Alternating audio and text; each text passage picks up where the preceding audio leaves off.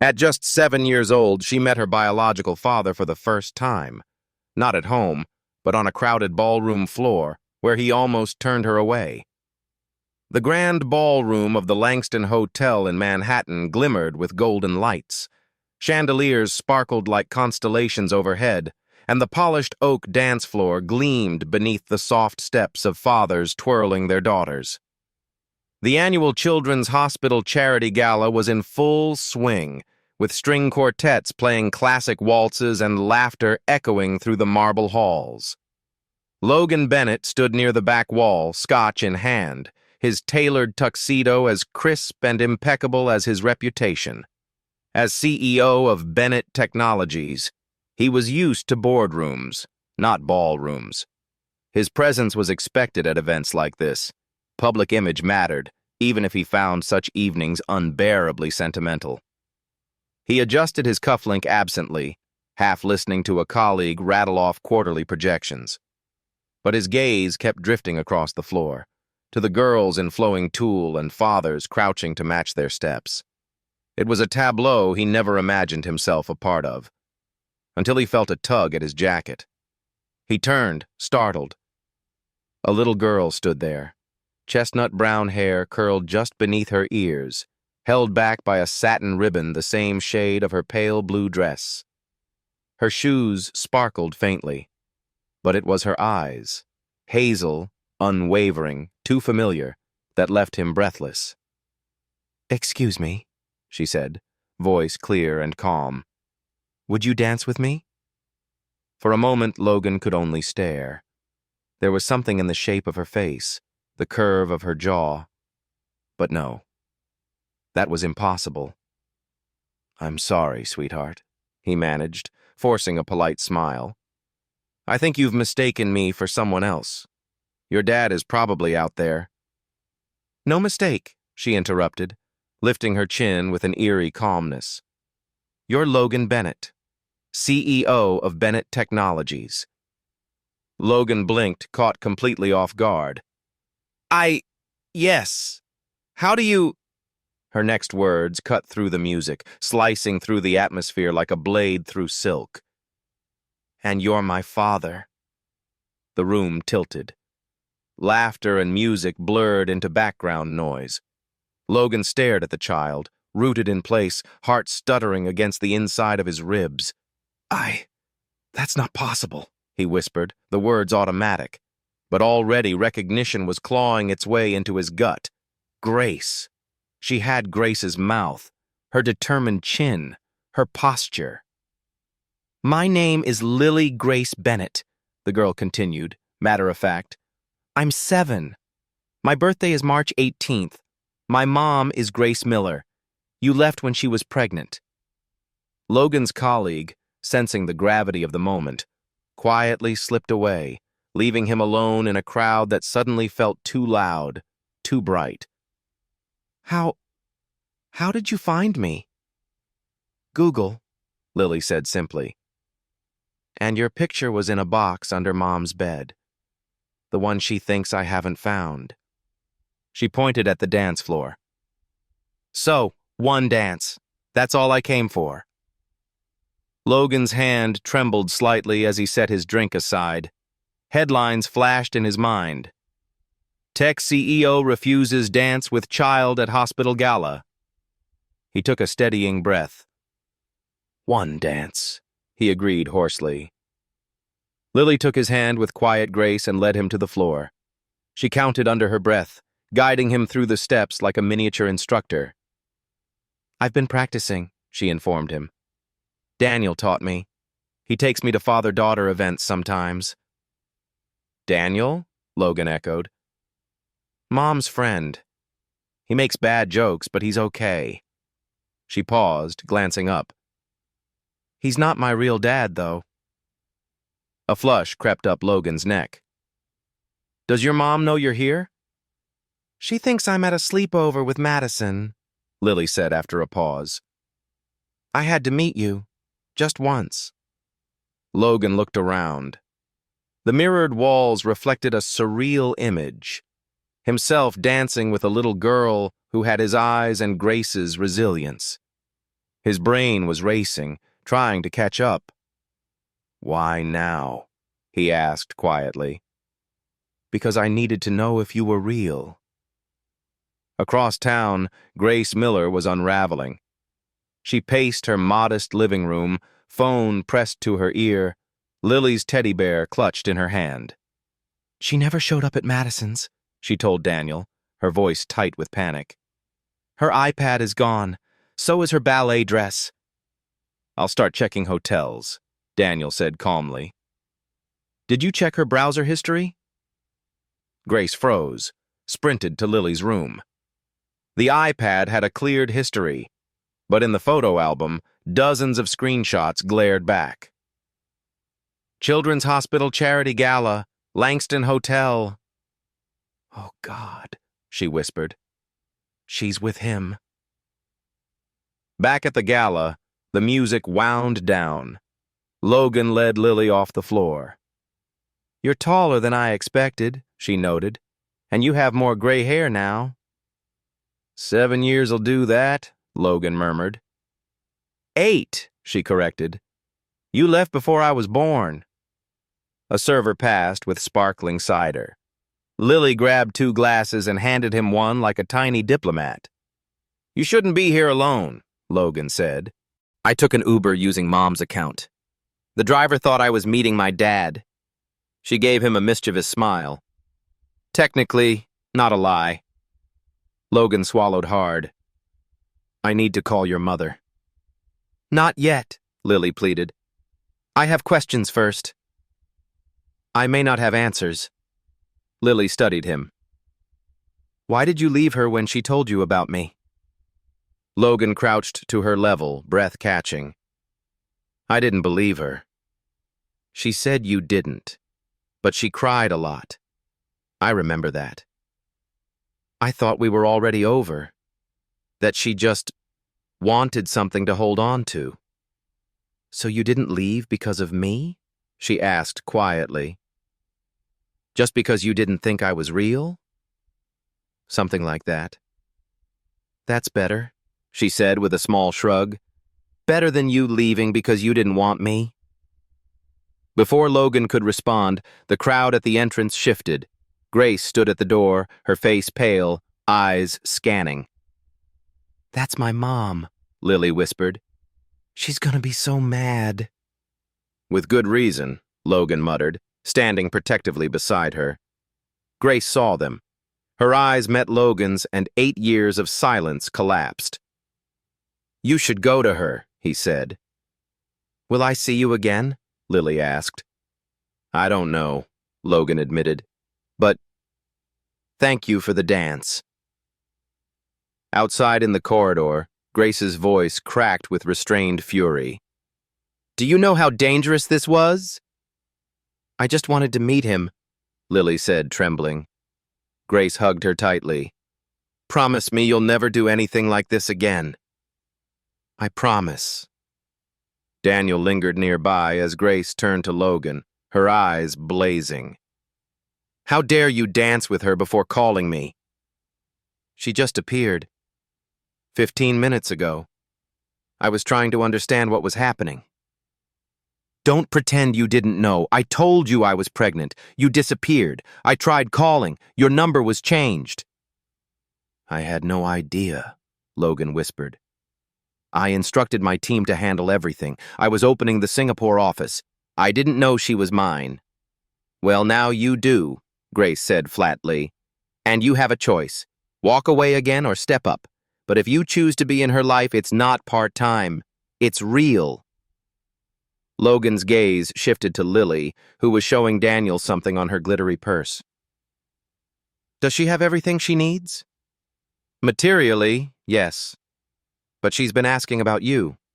She researched this event for months, practiced dancing with Daniel, saved her allowance for the ticket." Grace's voice softened. "She found you, Logan. Not the other way around." That night, Logan sat alone in his penthouse. The folded paper star Lily had slipped into his pocket rested on the coffee table. Inside, in careful handwriting, "This is Mom's number. Call if you want to be my dad. Lily G. Bennett. Logan Bennett had always been decisive. His boardroom instincts were legendary, able to cut through noise, pivot strategy, or pull funding with chilling precision. But now, standing in the middle of his penthouse apartment, staring at a glittery, folded paper star left behind by a girl with hazel eyes, Logan Bennett could barely remember how to breathe. The words written inside, "This is Mom's number. Call if you want to be my dad," felt less like a note and more like a mirror, one that reflected not who he had been, but who he might have been had he made different choices. His phone buzzed on the counter. Daniel Ross. Logan didn't answer. Instead, he stared at the city skyline beyond the glass wall, the lights of Manhattan blinking like signals from a distant world he suddenly felt exiled from. His mind replayed Lily's voice, her confidence, the way she'd said, "I just wanted to know if you were real." He hadn't been, not really, not for 8 years.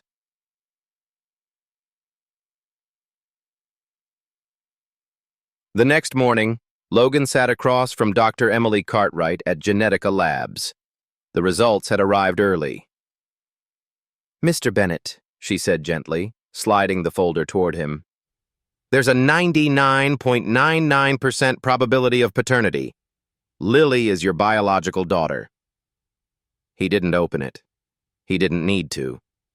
The ache in his chest had confirmed it days ago. Dr. Cartwright studied him for a moment, then added, "You seem like a man who prefers facts, but I'll offer one more. Truth is most powerful when acted upon." Logan nodded, thanked her, and walked out without a word. By noon, he found himself outside a small brownstone in Brooklyn Heights, a place he remembered from a decade ago. He hadn't been back since. He didn't knock. He stood on the sidewalk for several long minutes until the door opened anyway. Grace. She was in scrubs, a tote bag slung over her shoulder, her hair tied back but still unruly from the day. She froze when she saw him. "I wasn't expecting you," she said flatly. "I wasn't planning to come." "Then why are you here?"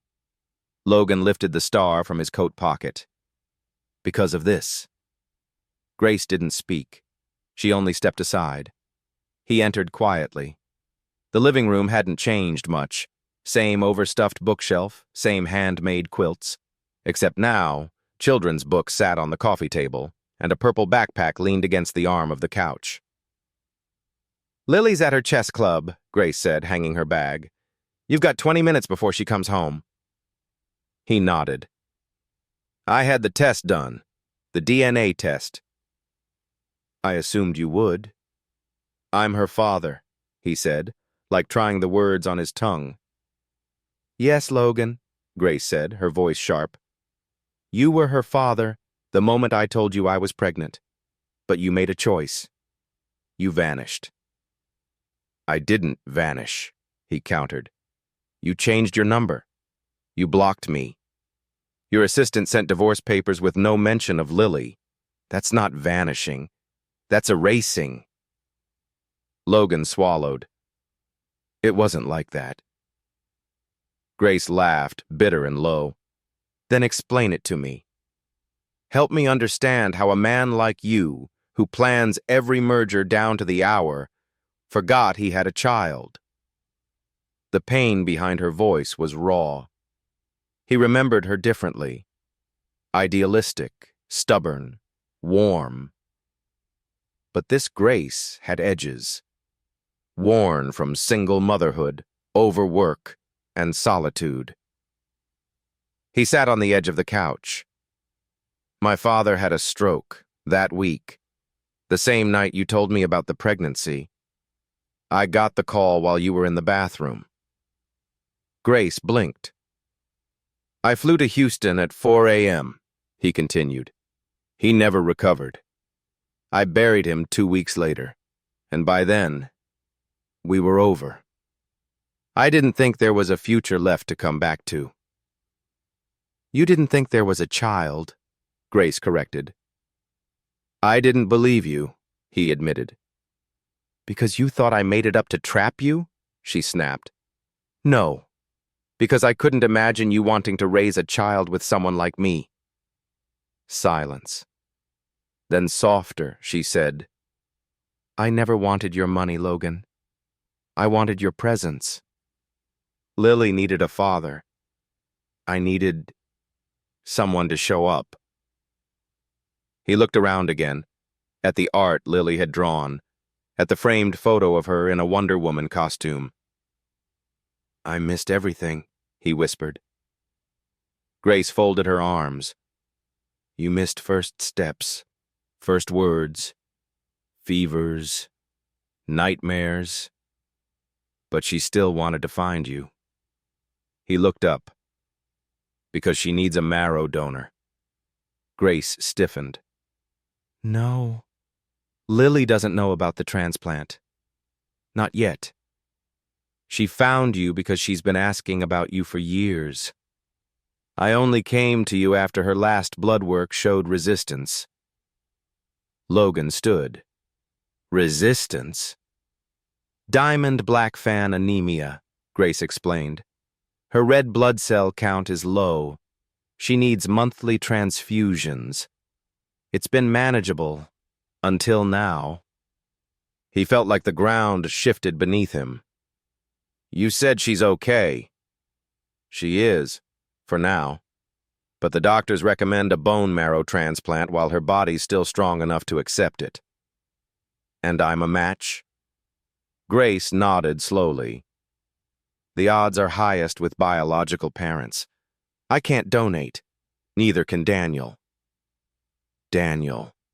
The man who had been there. The man who had stayed. Logan paced the room. What does the transplant involve? Extraction from your pelvis under general anesthesia, she said. A few days of recovery. Lily's side is harder. Chemo to suppress her immune system. Hospitalization. But if it works, it gives her a real chance. He exhaled. Then let's do it. Grace narrowed her eyes. Don't make promises you're not ready to keep. I'm not. Because if you back out halfway, it won't just break her heart. It could kill her. I won't, Logan said quietly. Then prove it. A key turned in the front door. Tiny footsteps. Lily's voice rang out. Mom! Daniel taught me how to trap a bishop in 4 moves! Grace and Logan locked eyes. Too late. The door burst open and Lily appeared, chessboard under one arm, hair tousled, cheeks flushed with joy. She froze the moment she saw Logan. You came, she said softly. Logan nodded. I said I would. Grace stepped forward. Sweetheart, Mr. Bennett and I were talking. About me? Yes. Lily approached slowly. Am I in trouble? No, Grace said. But there's something we need to talk about. Soon. Logan crouched beside her. I wanted to say thank you for the dance, for the courage. She smiled shyly. I was nervous. You didn't look it. She handed him a drawing. I made this. It was a picture, her in her blue dress, Logan in a tux, the chandelier overhead. In blocky letters she'd written, Thank you for being real. Logan stared at it, then whispered, You made me real. Lily's grin widened. You should stay for dinner. Daniel's making lasagna. Grace looked at him, arms still crossed. Logan glanced at her, then at Lily. I'd like that, if it's okay. Grace hesitated. Then finally, 1 meal. That's all you're here for. But they both knew. The real conversation was only just beginning. Grace stood at the kitchen sink, scrubbing a pot with more force than necessary. The scent of garlic and baked cheese still hung in the air, remnants of Daniel's lasagna clinging to the corners of her small Brooklyn kitchen. At the table, Daniel laughed softly at something Lily had whispered to him. Logan sat across from them, strangely quiet, his plate barely touched. His eyes kept drifting to the drawing Lily had taped on the fridge, the ballroom, the chandelier, and two stick figures dancing, her and him. "Thank you for being real." The words lingered louder than any conversation. Grace turned from the sink, drying her hands. "Lily, go brush your teeth, and no sneaking iPad time under the covers tonight." "Yes, ma'am," Lily chirped. She gave Logan a quick hug before bounding off. "Night, Dad." Logan blinked. She'd said it so casually, like it had always been his name.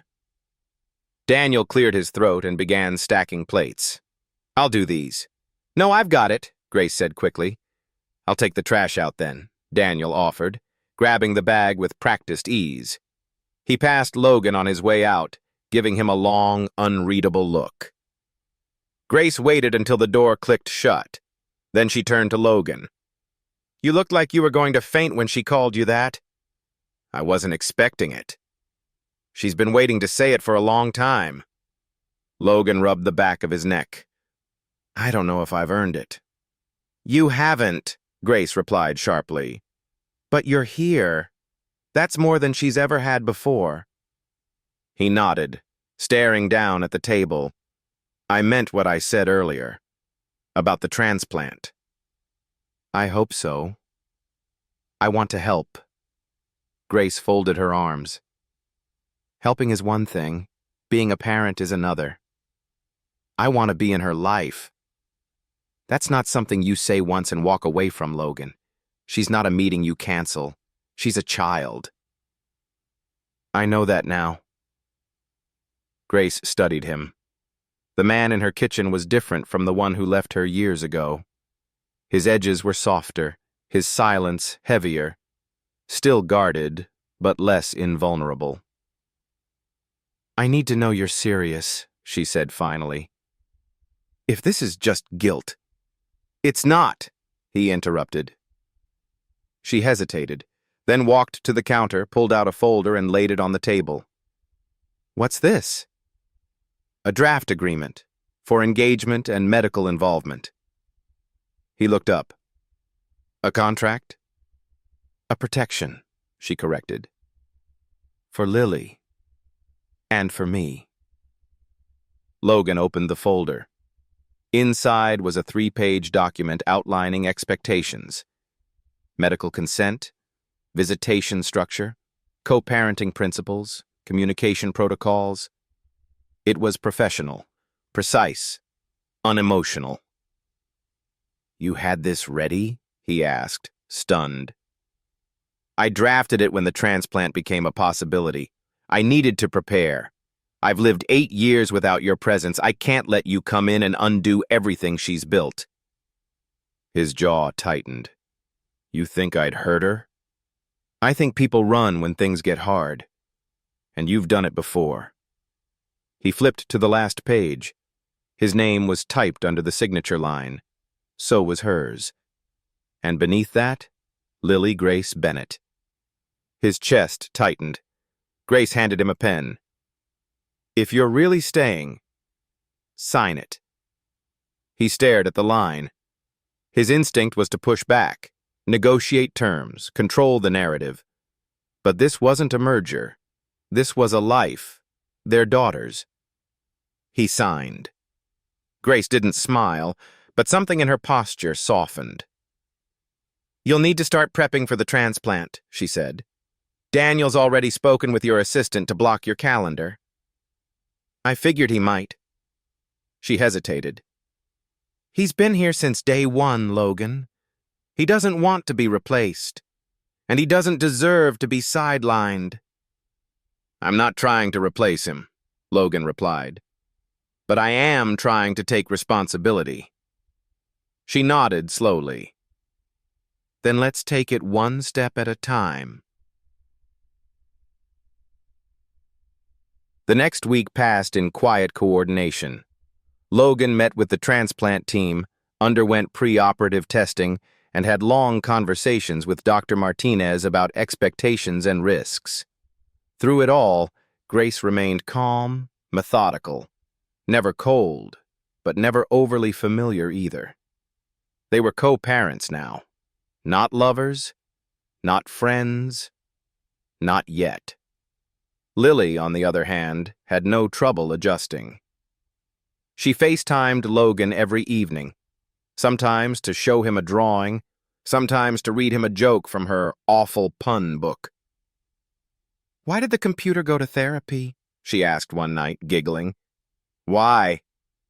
He smiled. "Because it had too many bytes and not enough space to process!" She cracked up, the sound as bright and unfiltered as wind chimes. Logan laughed too, less at the joke, more at her joy. Sometimes Daniel appeared in the background of the calls. He always waved, always polite, but something unspoken lingered between them. One Thursday evening, Logan stopped by early for a check-in with Dr. Martinez and found Grace in the hospital courtyard, sitting on a bench, eyes closed. "You okay?" he asked gently. She opened her eyes. "Just tired. How's work?"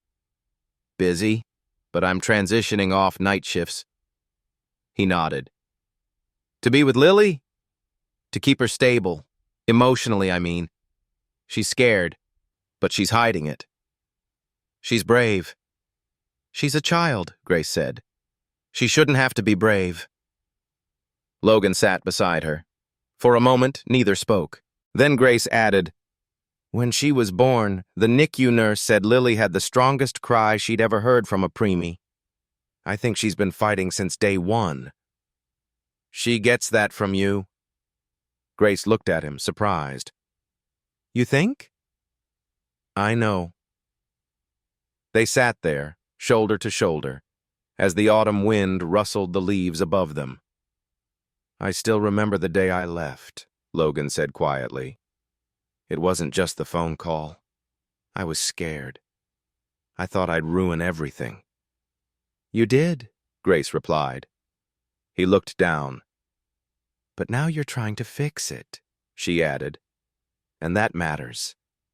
She stood. "Come on. Lily's finishing her checkup. You can walk her to the lab." In the hospital hallway, Logan knelt beside Lily. "You ready for your pre-op blood work?" She shrugged. "I've done it 1,000,000 times." "Brave, remember? Mom says bravery doesn't mean not being scared. It means doing it anyway." He smiled. "Smart mom." "She is." Lily hesitated, then added, "She cried last night, when she thought I was asleep." Logan's chest tightened. "She loves you more than anything." "I know." Lily looked up. "Do you?" "Do I what?" "Love me." The question stopped him cold. "I don't know how to answer that," he said honestly. "I didn't know you existed. And now that I do, I feel like I've been missing something. Like I've been asleep for a long time. And you're what woke me up." She blinked. "That's kind of cool. Like a fairy tale, except with needles." He laughed, tears pressing behind his eyes. "Exactly like that." She held out her hand. "Then let's go, Dad." He took it. "Let's go." The night before the bone marrow procedure, Logan Bennett stood alone outside Lily's hospital room, watching through a sliver of glass as Daniel helped her arrange her stuffed animals into a cheer squad. A floppy bunny wore a gauze mask. A teddy bear had a plastic stethoscope around its neck. At the center of the bed, Lily sat cross-legged, her purple beanie slipping off one ear as she giggled at Daniel's impressions of hospital staff. Grace leaned in the doorway across from Logan, arms crossed, scrubs wrinkled from a double shift.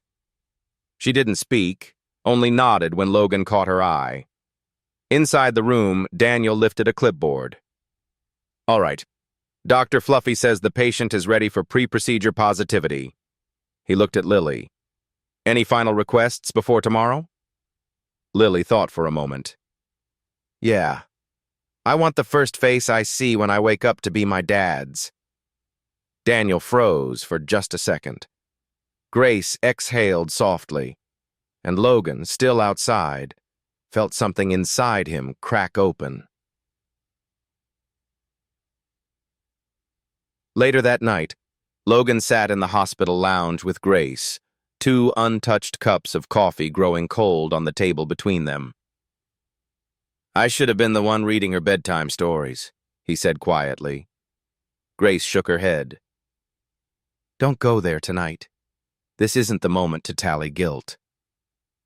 But I need to know something, he said. Something I heard by accident. Her eyes narrowed. When I picked up my coat earlier, I overheard you and Daniel talking. She tensed. You said, if anything goes wrong tomorrow, I'll never forgive myself. He looked at her. Why? Grace looked away. Logan waited. Finally, she said, because I waited too long. For the transplant? For all of it. Her voice cracked. I should have told you when she was a baby. I should have pushed harder, screamed louder, sued if I had to. But I didn't.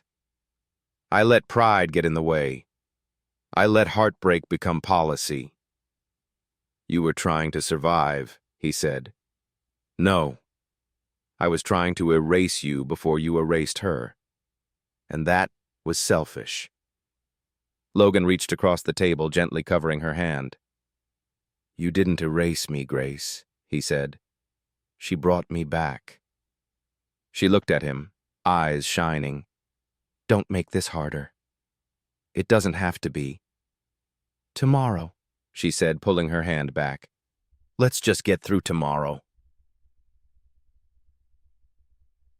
The next morning, Logan changed into a hospital gown and lay on the pre-op gurney, the beeping of monitors oddly comforting. Dr. Martinez came in, clipboard in hand, hair tied back beneath a surgical cap. You ready for your nap, Mr. Bennett? She asked, trying to lighten the mood. Hardly, he replied, but let's do it anyway. Grace appeared at the door with Lily, who was wheeled in her own bed. Her eyes lit up when she saw him. Hey, Logan said. You don't look nervous, Lily noted.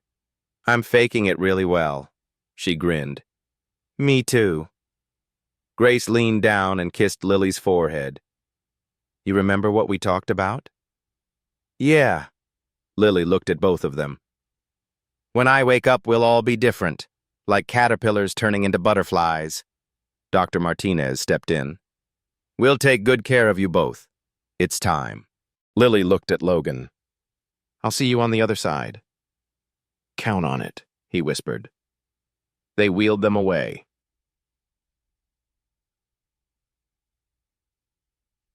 Hours later, Grace sat beside Lily in the recovery room. The procedure had gone smoothly, Dr. Martinez assured her. Logan's marrow had been successfully extracted and infused into Lily. She's resting now, the doctor said. Next 48 hours are critical. Daniel appeared with coffee and silence, sitting beside Grace as machines beeped around them. I heard you stayed the whole time, she murmured. I wasn't leaving, Daniel replied. She's my family too. Grace looked at him, guilt flickering across her face. I meant what I said last week, he added. Even if things are different now, I'm not going anywhere. I'm just adjusting. Thank you, she said softly. From behind the privacy curtain, Lily stirred. Mom? Grace jumped to her feet. I'm here, baby. Lily's voice was groggy. Did it work? It's working. Where's Dad? Still resting, sweetheart. He's okay. Lily smiled, already drifting back to sleep. Tell him I said thank you.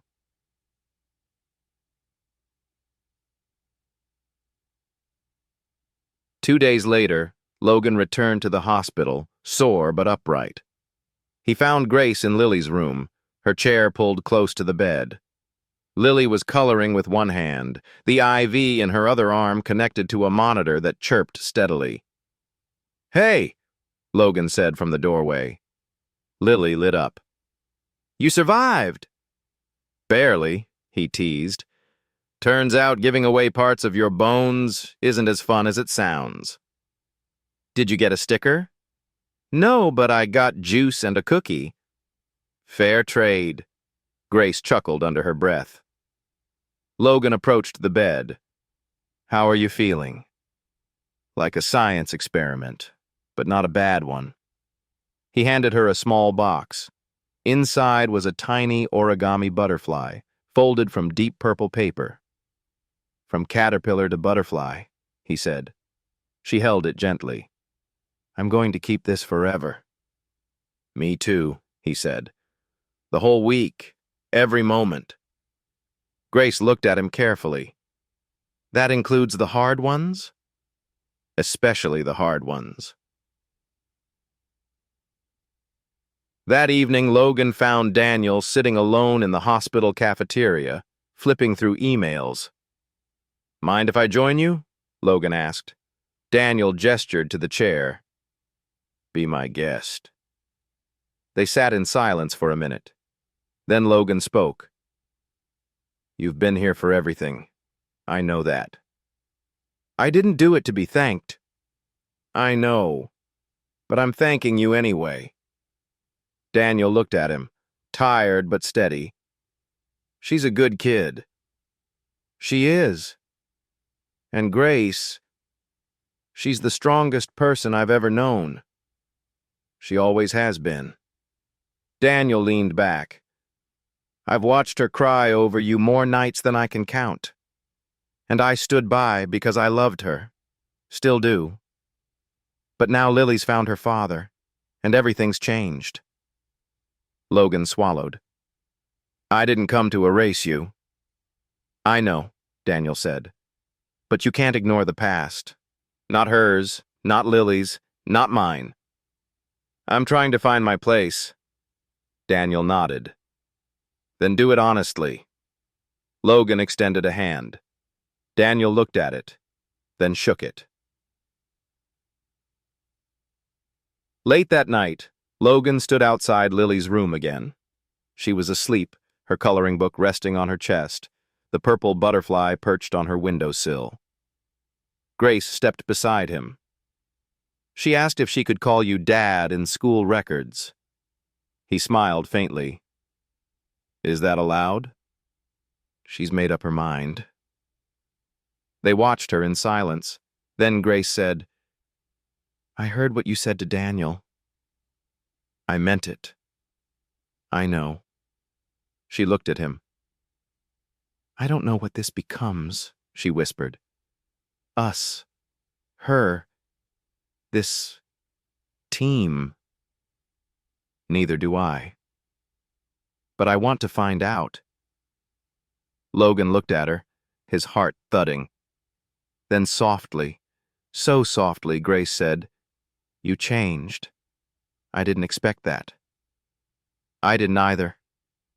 She turned back to the window. "You know what the nurse whispered to me right before they took her in?" "What?" "She said, 'That little girl walked into the OR smiling. She's not afraid. She's brave because she knows her dad is brave too.'" Grace wiped a tear before it fell. "Thank you for showing up, Logan. Finally." He didn't respond, just stood beside her, watching their daughter sleep beneath hospital lights, together. The first signs were subtle, a low-grade fever that came and went, a little more fatigue than usual. Then, 3 days after the transplant, Lily's fingertips turned pale, and the monitor beeped a warning tone Grace recognized instantly. "Her oxygen is dropping," the nurse said, already checking IV lines. Grace stood frozen for a split second, years of training as a nurse fighting to override her instinct as a mother. Dr. Martinez was paged. Within minutes, the room filled with controlled chaos, staff moving with precision, Lily's bed surrounded.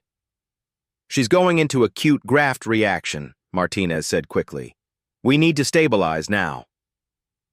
Logan stood against the far wall, helpless. He wasn't used to this feeling, powerless. His body ached from the bone extraction, but he barely noticed. All he saw was Lily's face, too pale, too still. "Should we move her to ICU?" one nurse asked. "Prep her," Martinez ordered. Logan stepped forward. "What does this mean?" Grace answered, her voice low and clinical. "Her body's reacting to the new marrow. It happens. Sometimes it's minor. And if it's not, we control it." But her trembling hands said otherwise. Logan reached for her. "I want to stay. You will." They followed the gurney into the hallway, both silent, both holding their breath. That night, after Lily was stabilized in the ICU, Grace sat alone in the stairwell, elbows on her knees, forehead pressed into her palms. The fluorescent lights buzzed overhead. Her scrubs were rumpled, and a coffee stain streaked her left sleeve. She didn't cry. Not yet. Footsteps approached. She didn't look up. "I thought I might find you here," Logan said softly. Grace let out a breath. "I told myself I wouldn't fall apart. That if I stayed clinical, I could control this. You're allowed to be human." She finally looked at him. She was doing so well. It's a setback. She could still reject it. She won't. You don't know that. "No," Logan said, "but I believe it." Grace looked away, then abruptly stood. "Come with me." She didn't explain. He followed her down the stairwell, past the second floor, then out a side door that opened into the hospital's inner courtyard. A small patch of green flanked by brick walls and silence. They sat on the same bench as before. Grace stared at the stars barely visible between the rooftops. When she was 3, she almost died from pneumonia. Daniel stayed by her bed all night reading The Phantom Toll Booth out loud. She woke up halfway through chapter 6. "She loves that book," Logan murmured. "She calls it her lucky story." They sat in silence. "I don't know how to do this," Logan said. "What part?" "Any of it." Grace turned to face him. "You don't have to be perfect. Just present." Logan nodded, then added, "I want to be more than present." Grace's eyes narrowed slightly. "I want to co-parent. For real. Not just sign papers and nod at appointments." She waited. "I've found an apartment 10 minutes from here, 2 bedrooms, one with a skylight. She loves stars, right?" Grace's mouth twitched. "She'll redecorate it within a week." "I hope so." A long pause. "You're trying," she said quietly. "I'm changing," he corrected. Grace looked at him, really looked at him, and something shifted. Then the door burst open. Daniel, breathless, wild-eyed. "She's crashing again." They ran.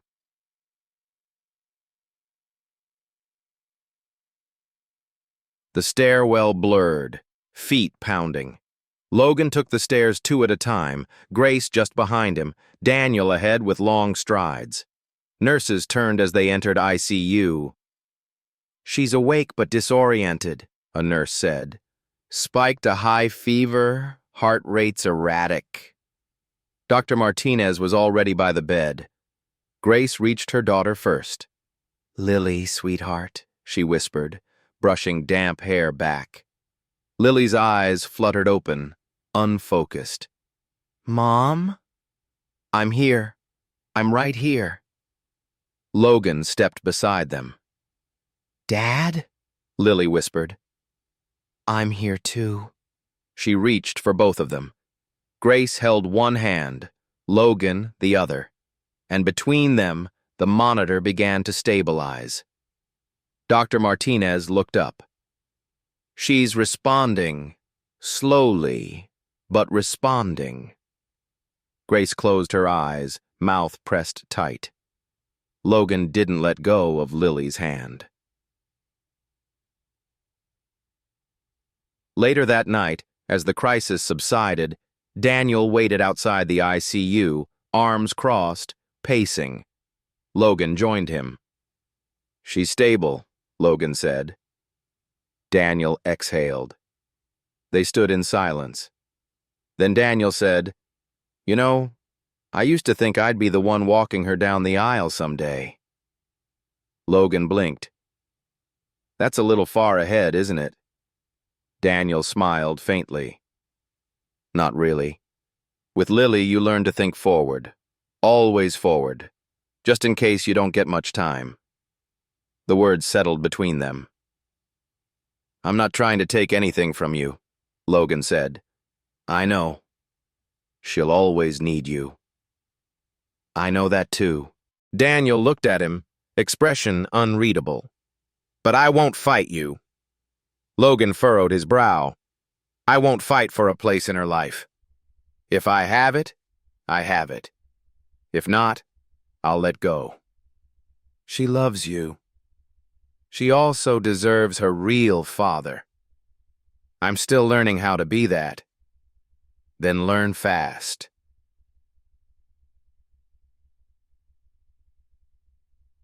In the hallway, Grace leaned against the wall, head tilted back, eyes closed. Logan approached quietly. "She's resting." Grace opened her eyes. "They think the worst is over." "I believe it is." She nodded. "You were good in there. Calm." "I was terrified." "Me too." Logan leaned against the wall beside her. "Do you remember," she said, "our first apartment? The one in Harlem, with the mice? And the shower that only had hot water between 6 and 7 a.m. Logan chuckled. "And you'd boil pasta in the kettle when the stove broke." Grace smiled. "You left without saying goodbye." The smile faded. "I thought it would hurt less that way," Logan murmured. It didn't. He reached for her hand. She didn't pull away. "We're not those people anymore," he said. "No," she agreed. "But maybe that's a good thing."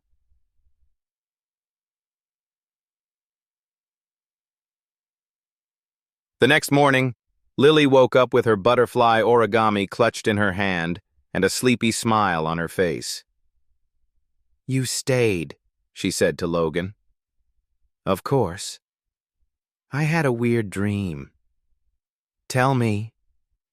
"You were chasing Mom down some giant stairs, but instead of yelling, you just kept whispering, 'Wait, let me fix this.'" Grace raised an eyebrow. Logan looked sheepish. "Sounds about right." Lily giggled. "You caught her, barely." "Did I say anything else?" She nodded. "You said, 'I'm not leaving this time.'" He squeezed her hand. "That part was true." Grace watched them, then said softly, "She needs stability. After this, she'll go home for outpatient care. School part-time. Routine." "I want to be part of that," Logan replied. "You can be." "You both can," Lily added. Grace and Logan looked at her. Lily smiled. "You're better when you're not running." The light filtering through the hospital window was soft, golden. Lily sat up in bed, her hair braided back by Grace, a collection of paper cranes lined along the windowsill. The worst was over. "Guess what, Mom?" Lily beamed. "Dr. Martinez said I can go home next week. Home. Grace smiled, her eyes shimmering. "That's wonderful, baby." "Can Dad come too?" she asked, glancing at Logan, who stood in the doorway with a bag of her favorite raspberry muffins. Grace hesitated. Logan filled the silence. I actually wanted to talk to both of you. He walked in, handed the muffins to Lily, and looked at Grace. Can we step outside? Grace nodded, kissed Lily's forehead, and followed him into the hallway. I've made a decision, Logan said, voice steady. I'm stepping down as CEO of Bennett Group. Grace blinked. You what? He took a breath. It's not just about time. It's about focus. I've built empires. Now I want to build a life. She searched his face. You mean that? I'm selling off half the company's equity to fund a children's medical foundation. Lily inspired it. You'll be on the advisory board, if you'll accept. Grace opened her mouth to speak, but no words came. I'm not running anymore, he said quietly. Not from fatherhood. Not from you. That afternoon, as Lily napped, Grace sat alone in the hospital chapel, a tiny room with stained glass windows and wooden pews. A nurse quietly entered and handed her an envelope. Someone left this for you at the front desk. No name. Inside was a single photo, black and white. A grainy image of Logan, arms around a woman in a corporate gala, face lit up with laughter. The timestamp? 3 weeks ago. Grace's breath caught. Logan had told her he hadn't dated anyone in over a year. But this was recent. This was intimate. She stared at the image, her heart pounding. Back at the apartment, Daniel was feeding his dog when Grace knocked on the door. You look like you've seen a ghost, he said. She held up the photo. Daniel frowned, took it, studied it. Where'd this come from? No name, no note, just dropped off. Daniel hesitated, then said, That woman, her name's Riley Monroe, investment banker. She worked on the IPO with Logan's team. Rumors said they were close. 3 weeks ago, Grace whispered, right before the transplant, while he was sleeping in the waiting room. You think he lied? I don't know what to think. Daniel handed back the photo. Want my advice? Ask him. Grace didn't respond. Or, he added gently, don't. That night, Logan returned to his hotel suite, exhausted but lighthearted. He'd spent hours with Lily, watching her color a full comic strip about a ninja doctor who saves the moon. He found an envelope waiting on the table. Inside? The same photograph, folded once, no message. He stared at it for a long time. Then his phone rang. It was Riley. He didn't answer. The next morning, Grace came into Lily's room with a bouquet of sunflowers. Lily grinned. I dreamed I had a garden, she said, with sunflowers taller than Dad. Grace tucked a strand of hair behind her ear. He loves sunflowers. I know. That's why I dreamed them. But Grace's smile was strained. Later, Logan entered, smiling, hopeful. Grace met him in the hallway before he could go in. Who is Riley Monroe? She asked, holding up the photo. He froze. You told me you weren't involved with anyone. This was taken 3 weeks ago. I know how it looks, he said. Then explain. Logan sighed. She's an old associate. She came to the office unannounced, asking for funding for her startup. The photographer caught us mid-laugh. Mid-laugh. Grace raised a brow. He held her gaze. I didn't lie to you. I haven't dated anyone since before I knew about Lily. She stared at him, eyes dark with hurt. Then why didn't you tell me she came? I didn't think it mattered. But someone did. Someone made sure I saw it. Logan exhaled. I'll find out who. Grace's voice cracked. I believed you, Logan.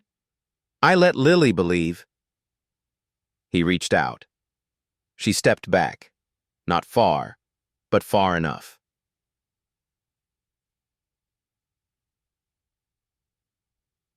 That night, Lily noticed.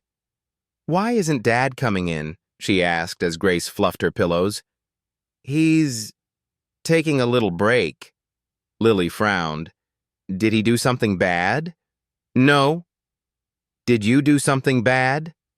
Grace blinked, then chuckled sadly. No, sweetheart. Then why does it feel like the room got smaller? Logan spent the night digging. He called his head of security, pulled office footage, checked building logs.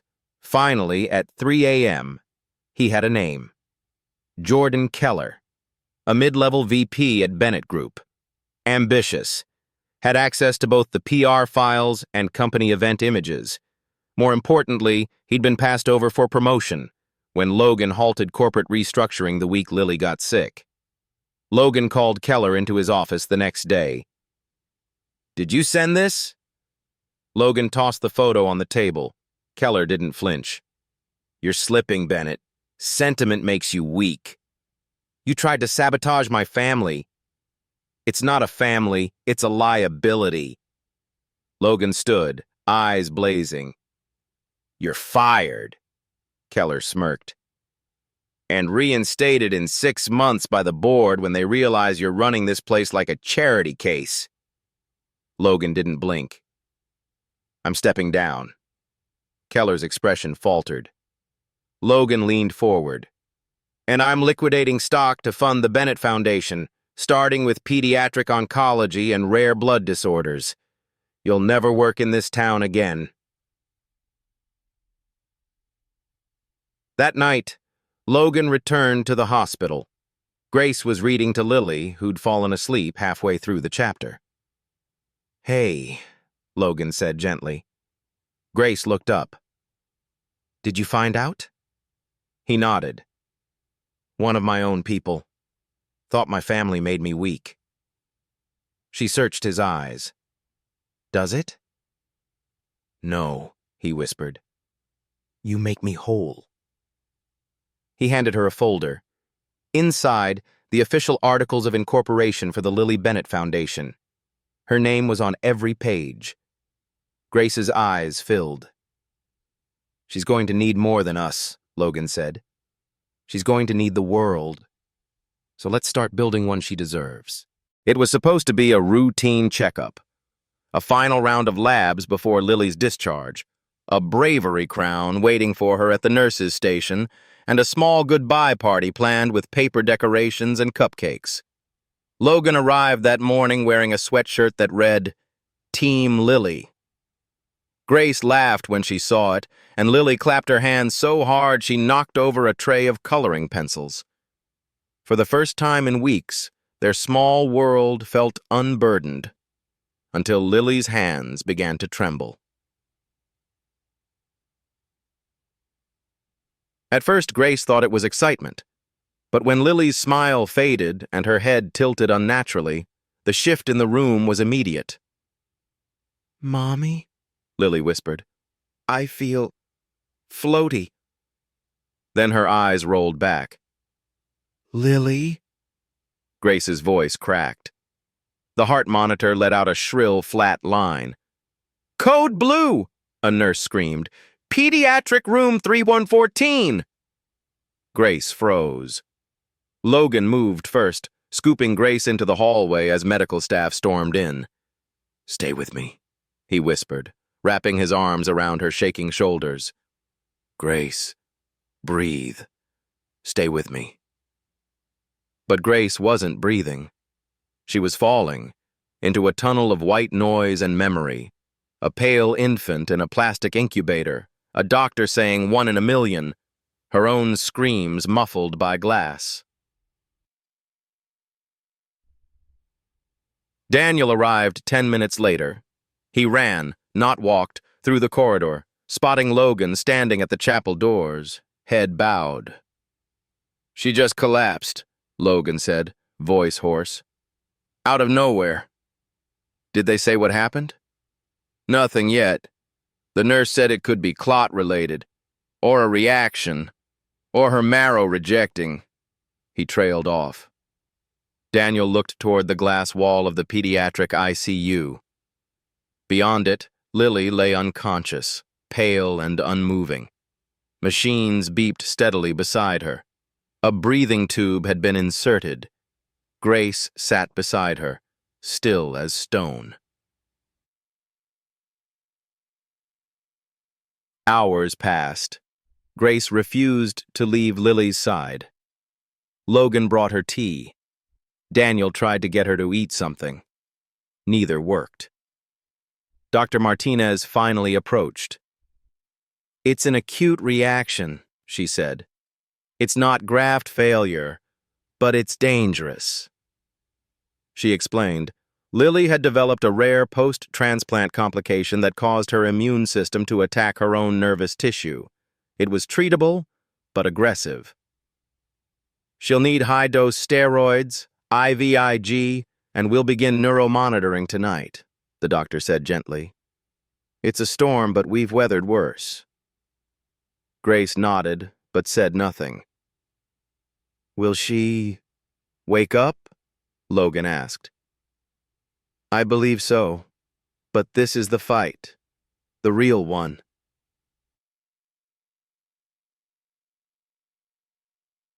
That night, Logan found Grace in the family lounge, sitting in darkness. "I should have seen it," she whispered. "I'm a nurse. I should have known what to look for." He knelt beside her. "You've been her anchor every day. Don't carry what isn't yours." "I just got her back. I can't—" she choked. "I can't lose her again." "You won't," he said. "We won't." But Grace didn't meet his eyes. She hadn't looked him directly since the photo.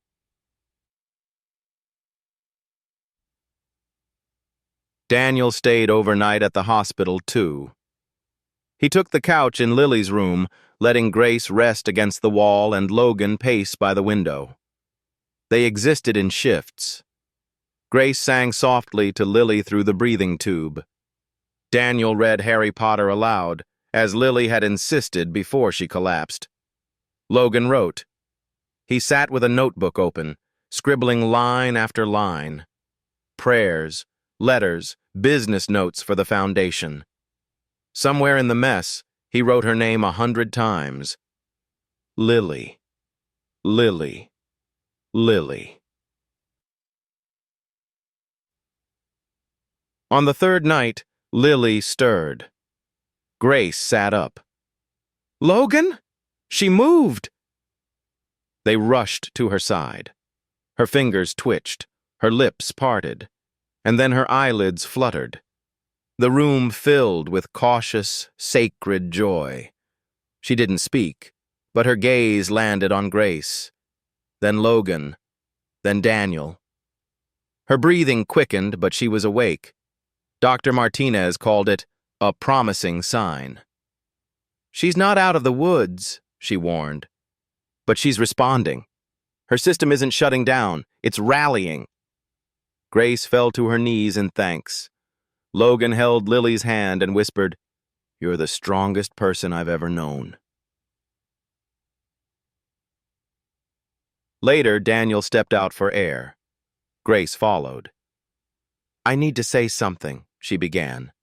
He looked at her, gentle as ever.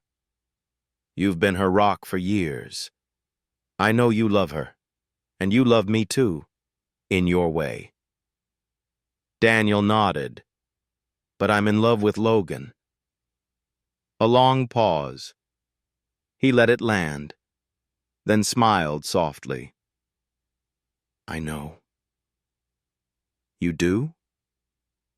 I saw it the moment she asked him to dance. Grace's eyes welled. I don't want to hurt you. You didn't. He reached out and squeezed her hand. Love doesn't keep score, Grace. You gave me a family when I had none. That's not a wound. That's a gift. She leaned into him, forehead to his shoulder, and cried. Lily's recovery was slow but steady. After a week, the ventilator came out. Her first word was, ow, followed by juice. She smiled weakly at Logan. You look like a mess. He laughed through tears. I've been sleeping in hospital chairs. Maybe get a real bed, she whispered. He nodded. I will, if you come with me. Grace watched the exchange, her hand over her heart. The nurses surprised Lily with a small celebration once she was out of critical care. Balloons, glitter, and a sash that read, Warrior Queen. Lily wore it proudly, crown crooked, surrounded by people who loved her. Logan approached Grace during cleanup. I wanted to ask you something, he said. But not here. Not now. She tilted her head. Then when? Soon. Her eyes narrowed playfully. You're not one for patience. No, he said. But you're worth waiting for. That night, Logan visited the chapel alone.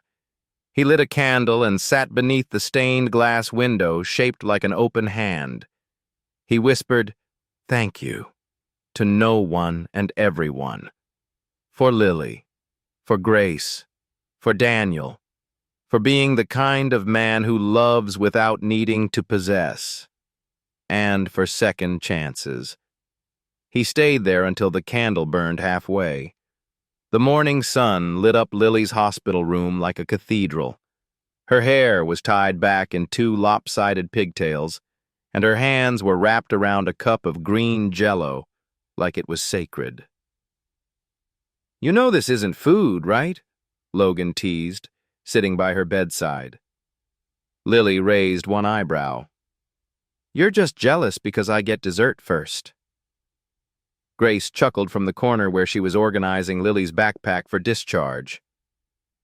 I should warn you, she said. She fully believes hospitals owe her jello for life.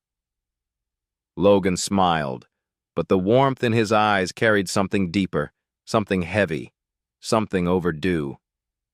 Because today wasn't just the day Lily was going home.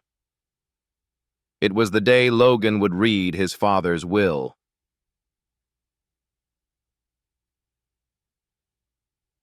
Grace and Lily were driven home by Daniel, who had insisted with quiet affection. Logan promised he'd join them by nightfall. But first, he stood in the Bennett and Moore law offices in downtown Manhattan, hands clenched around a sealed envelope. Mr. Bennett, the attorney said, your father left you a letter and a specific request for how his estate should be used. Logan braced himself. Robert Bennett had been cold, exacting, never cruel, but always distant, like a man who lived just outside the weather of human emotion. He hadn't held Logan when his mother died.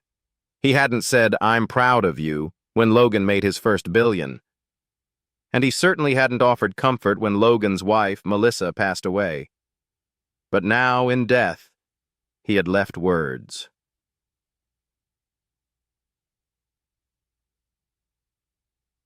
The letter was handwritten. The strokes were uneven. Logan, if you're reading this, you've survived more pain than I ever taught you how to bear. That is my greatest failure as a father. I watched you become everything I wasn't, respected, brilliant, capable, and yet I gave you nothing of myself that mattered. I saw your grief and I stayed silent. I watched you bury your joy beside your wife, and I never reached out. I didn't know how. Your mother once told me that love is not taught. It is risked. I was too afraid to risk anything, especially with you. You deserved more. So I give you this, son. Not out of guilt, but out of hope. Build something better than what I left you. With it. For her. For them. Robert Bennett. Logan didn't speak for a long time. He stared at the paper like it was a map to some country he'd never dared imagine. When the attorney handed him the full estate dossier, Logan flipped to the final page. A trust fund, already active, for a new initiative named Lily's Light Foundation. Its purpose: to fund rare disease treatments for uninsured children across the U.S. The initial donation, $15 million, Grace's dream. Lily's fight. His father's last gift. He arrived home just before sunset. Lily was asleep on the couch, a fleece blanket with yellow ducks tucked beneath her chin. Daniel sat at the kitchen table grading high school English papers. Grace was out on the back porch, sipping tea. Logan joined her. He handed her the letter without saying a word. She read it slowly, eyes filling. Then she looked up at him, and for the first time in weeks, she didn't look away. "He knew," she whispered, "even if he didn't say it." "He left everything," Logan said. "For Lily. For us." Grace exhaled, and something in her posture, some lingering doubt or ache, finally released. "What will you do with it?" she asked. "I'm not going back to the boardroom," Logan said. "Not like before. I want to work, but I want to work for something that feels like family." Grace smiled. "That sounds like the right kind of empire."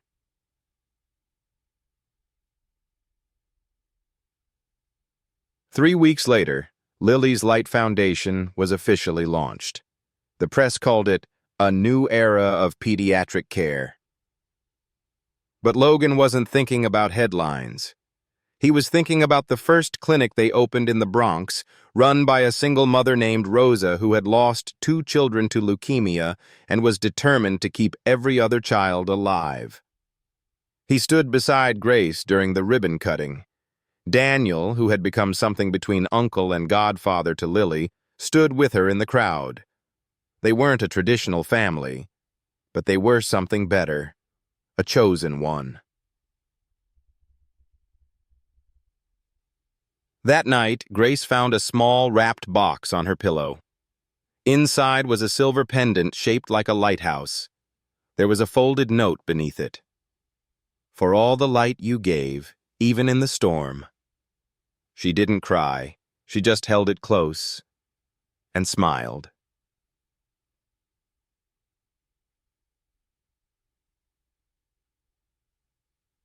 At dinner, Lily raised her spoon like a microphone. "I'd like to make a toast," she said solemnly. "To my mommy, who's the best nurse and singer in the world." Grace laughed, brushing a kiss onto her forehead. "To Mr. Daniel," Lily continued, "who always lets me win at chess even though I know he's better." Daniel raised a hand. "That's slander." Lily giggled. "And to my dad," she said, and her voice softened, "who danced with me even when his heart was broken." Logan blinked hard. "Thank you," Lily finished, "for fixing everything." Later, when Lily was tucked in, Logan and Grace stood in the kitchen. Moonlight spilled across the tile floor.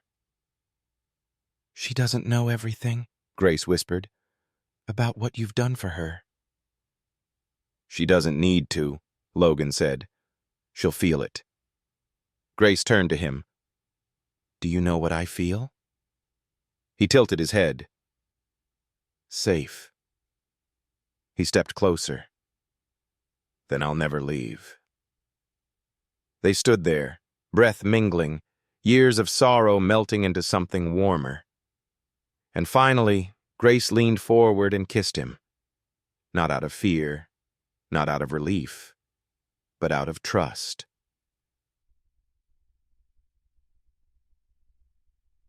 That night, as the wind curled through the trees outside and the house grew still, Logan sat in his study and added a final line to the bottom of his father's letter. I risked it, Dad, and you were right. It was worth everything. The courtroom wasn't built for children. Its cold marble, towering windows, and echoing silence had a way of shrinking even the bravest hearts. But Lily Bennett walked in with her hand in Grace's and her eyes fixed ahead, like a little lighthouse cutting through the fog. This wasn't just any trial. It was a class-action lawsuit brought by dozens of families, many of them parents of children with rare diseases, against ballroom Pharmaceuticals, a company once heavily funded by Logan's former firm. And today, Logan Bennett would testify, not as a CEO, but as a father. Months earlier, after the launch of Lily's Light Foundation, Grace had stumbled upon something disturbing. A clinic partner had flagged inconsistencies in the pricing data for a critical drug used in bone marrow transplants, one that Lily herself had taken. The deeper they dug, the worse it got.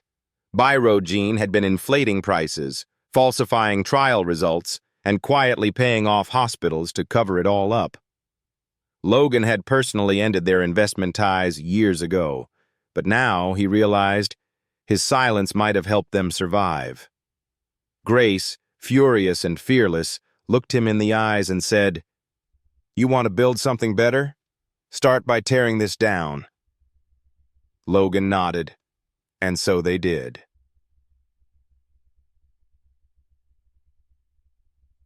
On the stand, Logan wore no tie, no designer suit, just a navy blue sweater and truth. I was ballroom's largest investor during their second trial phase, he told the court. I saw data, positive data. But I didn't ask about the anomalies. I didn't question why their patient pool was so small. A lawyer pressed him. So you admit you turned a blind eye? Logan's jaw tightened. I did. Because it was easier. Because I was grieving. Because I thought money could insulate me from guilt. I was wrong. He paused. My daughter almost died from a condition their drug was supposed to treat. I'll spend the rest of my life making sure no one else's child suffers because I looked away. In the gallery, Grace gripped Daniel's hand. Lily sat between them, silent, her little fingers tracing the hem of her cardigan. The prosecution brought parent after parent to the stand. One by one, they told stories of missed treatments, of denied insurance, of children who didn't make it. Each one like a dagger through Logan's ribs. But it was when Rosa, head nurse at the Bronx clinic, spoke that the courtroom shifted. I held 2 children while they died, she said quietly. Both had the same disease. Both were promised help. One lived because she had a foundation behind her. The other didn't. She turned to Logan. I don't care if you have billions. I care what you do with your name now. Logan met her eyes. So do I. When the judge called a recess, reporters swarmed outside like bees after a storm. Logan didn't speak to them. Instead, he found a quiet bench at the side of the courthouse, sat down and buried his face in his hands. Minutes passed. Then a tiny voice broke through. Do you want some Jell-O? He looked up. Lily was standing in front of him, arms crossed, a lunch container held out like a peace treaty. Hospital leftovers, she said. But the green kind, the good kind. Logan took it and smiled faintly. You're trying to bribe me? She sat beside him. Trying to remind you what you're fighting for. He stared at her for a long moment. Do you understand why I'm here? He asked. Lily nodded. You're trying to fix it. And if I can't? She shrugged. Then we keep fixing. That's what families do.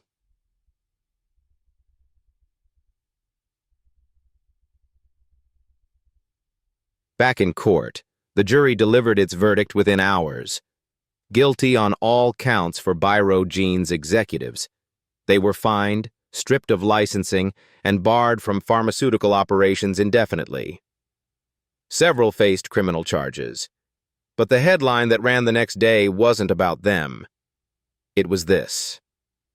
Logan Bennett, former tech tycoon, donates entire personal fortune to Children's Medical Justice Fund.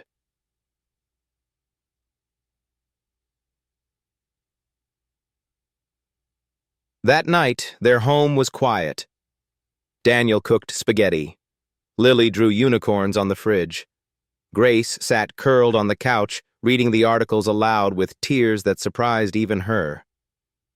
You really gave it all? She asked Logan. He nodded. I kept the house, the car, a modest salary from the foundation, but the rest, it's gone. Why? Logan looked at Lily. Because I want to give her a world that doesn't wait for justice until it's too late. Grace leaned her head on his shoulder. She'll never forget this. Logan smiled. Neither will I. Later, as the house dimmed into nighttime softness, Grace stood by Lily's bedroom doorway. Mommy? Lily whispered. Grace stepped in. Yes, sweetheart? Was Daddy scared today? Grace nodded. Very. But he still told the truth? He did. Lily pulled the blanket higher under her chin. Then I think he's a superhero. The sad kind. But still one.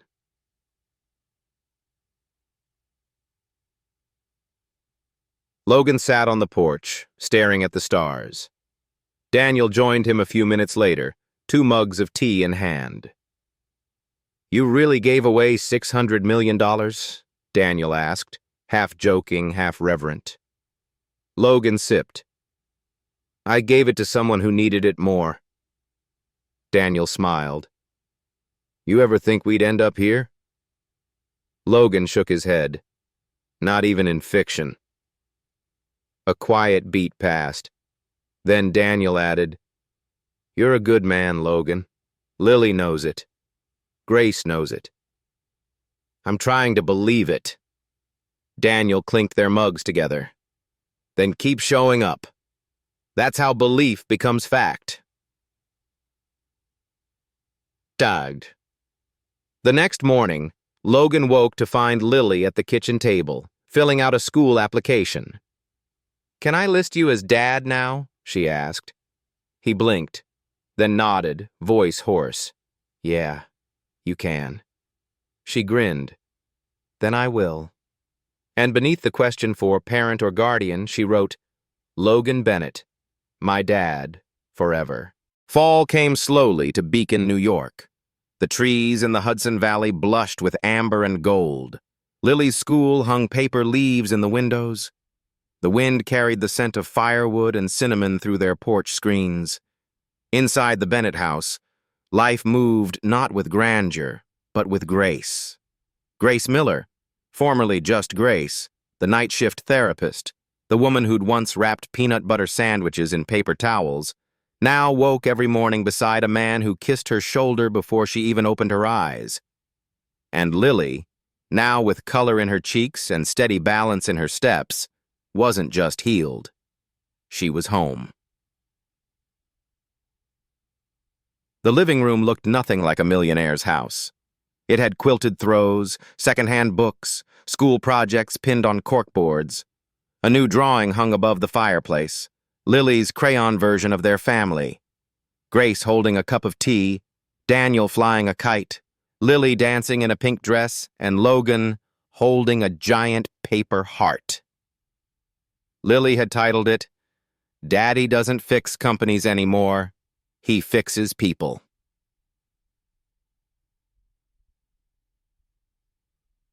On the first day of Logan's new job, not as a CEO, but as Director of Outreach at Lily's Light Foundation, he wore a brown sweater with elbow patches and carried a lunchbox Lily packed herself.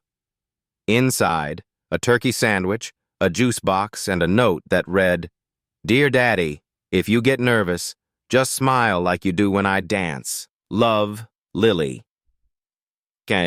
Grace returned to medicine part-time, offering free pediatric rehab at the Foundation's clinic twice a week. The rest of her days she spent organizing toy drives, translating medical terms for nervous parents, and, every so often, just sitting with someone who needed to cry.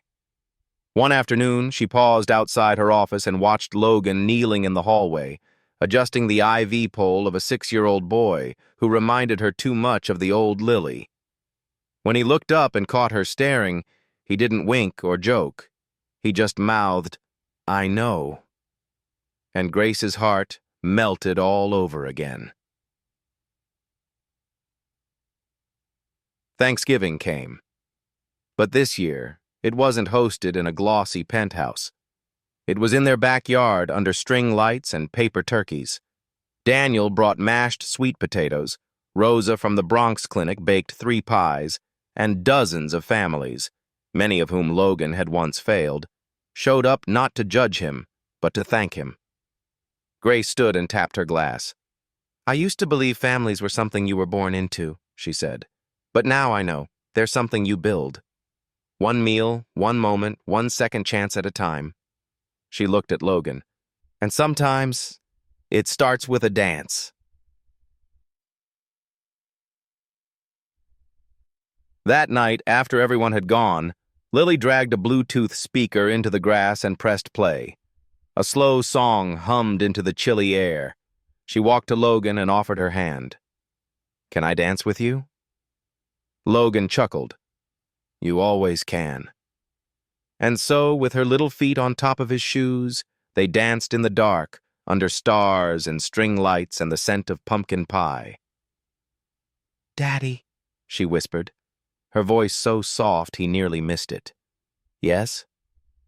"You didn't just give me a home. You made me one." A few weeks later, Logan found an envelope in Lily's backpack. It was addressed to "The People Who Helped My Heart Inside" was a school essay titled, "The 3 Things That Saved Me." 1. A doll from a stranger. 2. A man who used to be sad. 3. A dance that became a promise. Logan held the page in his hands long after the ink had dried. Grace read it over his shoulder, then kissed the top of his head. "She doesn't need perfect, Logan," she whispered. "She just needs present."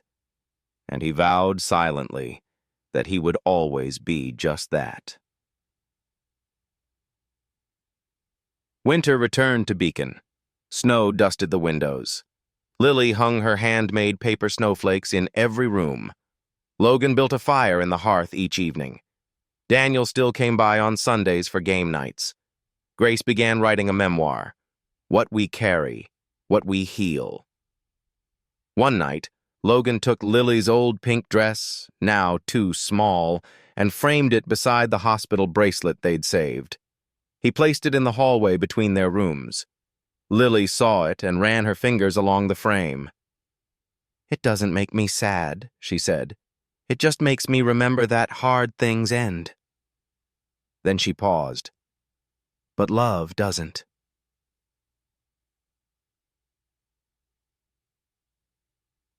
On New Year's Eve, they sat curled on the couch watching fireworks over the river. Lily had fallen asleep with her head in Grace's lap. Daniel had gone home early, waving with a promise to bring cinnamon rolls the next morning. And Logan, his arm wrapped around Grace, whispered, "Do you still miss the life you used to have?" Grace smiled. "Sometimes. But then I look at this life, and realize maybe this was the life I was always meant to find. Logan kissed her hand. Me too.